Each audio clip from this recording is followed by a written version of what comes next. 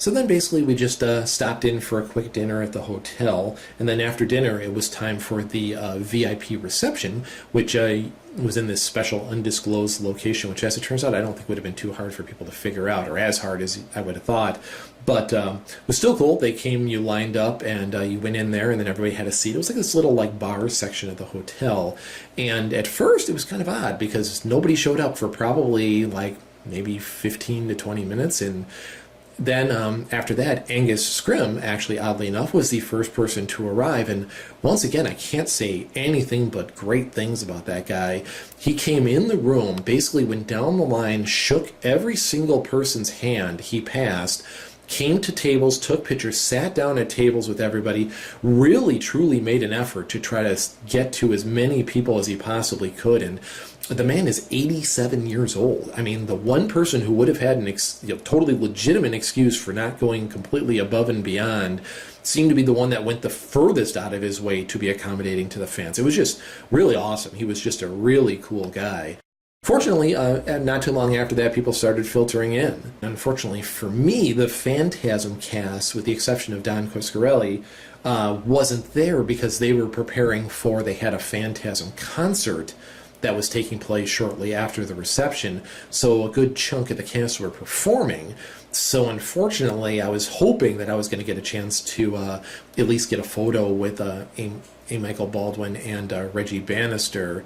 But unfortunately, I know that the Reggie Bannister Band was one of the people that were playing, and I didn't see Michael there. I could have missed him. There were a lot of people, and things were kind of happening quickly. But I did get the opportunity to talk to Don Coscarelli, again, and just a really cool guy. It was really nice, and he seemed to remember our conversation earlier in the day, and it was just really cool to meet somebody like that you kind of respect as a filmmaker. And I mean, he made his first feature film, or at least started making his first feature film when he was 19. I mean, it's just really cool to see someone with that kind of ambition. But it was really cool. Got a chance to talk to him again, and then as people started to filter in, was able to get a chance to check out a couple of the other people that were in there. Most people you would have had fairly good access to. It was kind of like you kind of had to assert yourself a little bit because a lot of people were trying. I'd say there maybe were about 100 people there total.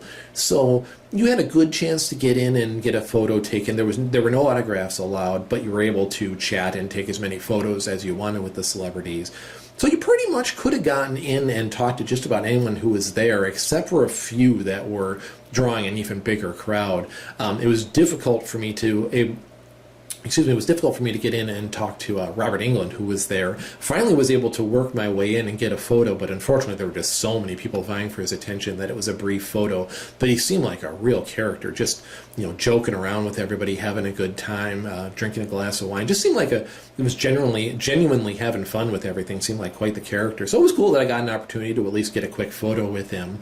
And I would say Lance Henriksen was another one that was difficult to get to, but was able to get a photo with him as well. So that was really cool. One of the individuals who I didn't get a chance to get his autograph earlier on was Bill Johnson, who played Leatherface in the Texas Chainsaw Massacre Part 2. So I was able to get a photo with him. So that was cool. I didn't get the chance to get an autograph, but at least got a chance to get a picture. And this is kind of an interesting group photo here. Besides myself, the two individuals next to me, the man is Nicholas Vince, who played Chatterer, one of the Cenobites in Hellraiser, and next to him is Barbie Wilde, who played the female Cenobite in Hellraiser, and then at the other opposite end is Tracy Lords, who was in some horror movies and was also known for something else a little earlier in her career. It was really cool. I got a chance to see just about everybody that I wanted to see. And in hindsight, there was, I think, probably only one or two people that I didn't get a chance to either get their autograph or see that I would have liked to. William Forsythe would have been someone I would have liked to have gotten either an autograph or a picture with if I could. I didn't see him at the reception and unfortunately didn't have time to get the autograph. And one individual who just seemed like a really cool guy, who was running around the whole time and just seemed like a really funny guy, was Robert Russler, who you might remember some various things. He was in one of the Nightmare on Elm Street movies, but he was also Robert Downey Jr.'s sidekick in the movie Weird Science. Just seemed like a really cool guy. He was running around talking to different people, acting silly, so it would have been cool to have gotten a chance to meet him. But other than that, got a chance to get pretty much everybody I was hoping for.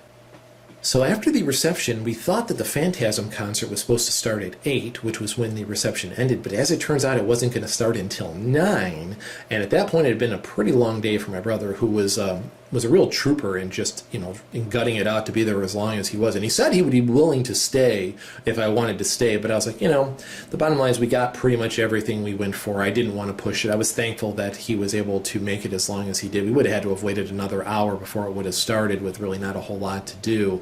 There was a Robert Englund Q&A, but there looked like there were probably about 200 people in line already by the time we got out of the reception, so it wasn't likely we were even going to be able to get in.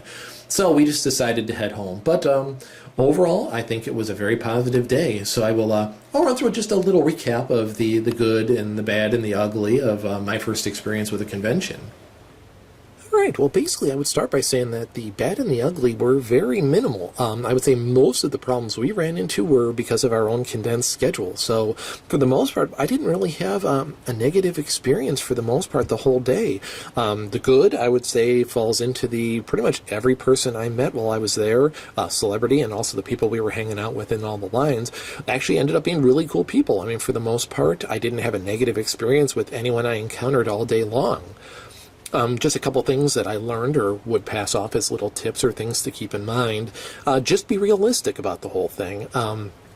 You're going to wait in lines. So that's something you're just going to have to kind of grin and bear it. The bigger people, you could wait hours.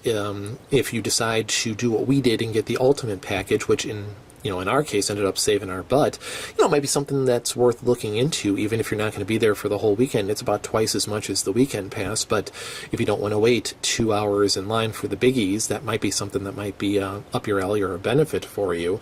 But also, just in addition to that, just remember that there will be a charge for just about everybody's autograph.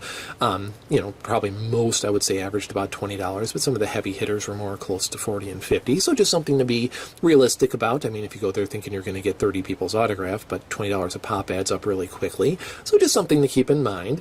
And then also just be realistic about the time that you're going to get to spend and the way that the celebrities are going to respond.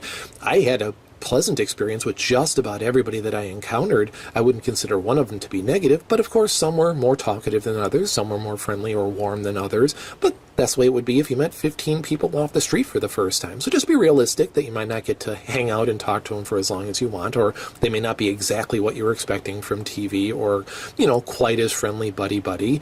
But overall, I would just have to say that pretty much everybody I met I had a positive experience with, and, it was a really great experience for first time going to a convention. I think we'll definitely try to go again next year and hopefully get to spend the whole weekend there this time. Thanks for hanging in there, talking to listening to a lot of me babbling about this, but I hope you found it enjoyable, and next week or so, we'll be back to the regular Halloween vlogs. Thanks for tuning in. Bye-bye.